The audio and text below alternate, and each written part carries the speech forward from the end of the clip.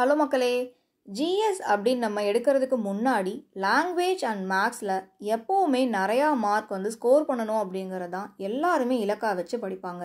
இந்த லாங்குவேஜ் அப்படிங்கிறது நம்ம தமிழ் ஆர் இங்கிலீஷ் எதுவாக வேணால் இருக்கலாம்.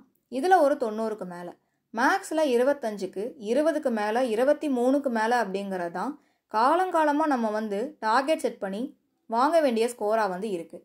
இப்போ ஆனால் நமக்கு தமிழாகட்டும் இங்கிலீஷ் ஆகட்டும் 90 சொல்கிறீங்க, அதெல்லாம் வாங்க முடியுமா அப்படிங்கிற நிலைமைக்கு டிஎன்பிஎஸ்சி கேள்வித்தாளை கொண்டு வந்துட்டாங்க. கட் ஆஃப் கம்மியாகும் அப்படின்னு சொல்கிறாங்க. கம்மியானால் உண்மையாகவே ரொம்ப ரொம்ப சந்தோஷம். ஆனாலும் டிஎன்பிஎஸ்சி நம்மளால் நம்ப முடியல. கட் ஆஃப் நம்ம இப்போ 160 அப்படின்னு ப்ரெடிக்ட் பண்ணுறோம் அப்படின்னா 160 விட கம்மியாக இருந்தால் சந்தோஷம். அதை விட ஜாஸ்தி போயிட்டாங்க அப்படின்னா கண்டிப்பாக ரொம்ப ரொம்ப வருத்தமாயிரும். எக்ஸாம் எழுதி முடிச்சுட்டு வந்ததுக்கப்புறம் ஆல்ரெடி நம்ம சோகமாக தான் இருக்கும். இருந்தாலுமே கட் ஆஃப் இவ்வளோ இருக்கும் அவ்வளோ இருக்கும்னு சுற்றி நிறைய வீடியோஸ் வந்துட்டு தான் இருக்குது.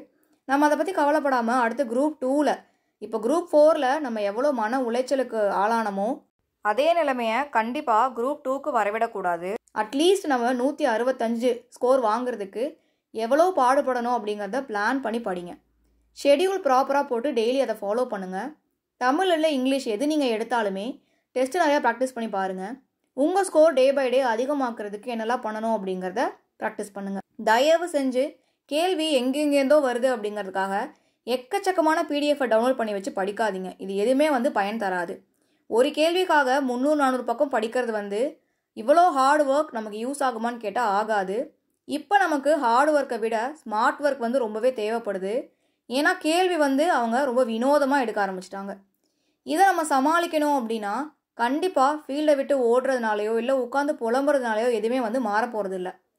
நம்மளால் எவ்வளோ முடியுமோ நம்மளுடைய முழு எஃபோர்ட்டையும் போட்டு இனிமேல் வரக்கூடிய எக்ஸாம்ஸில் நம்ம ப்ரூவ் பண்ண போகிறோம்.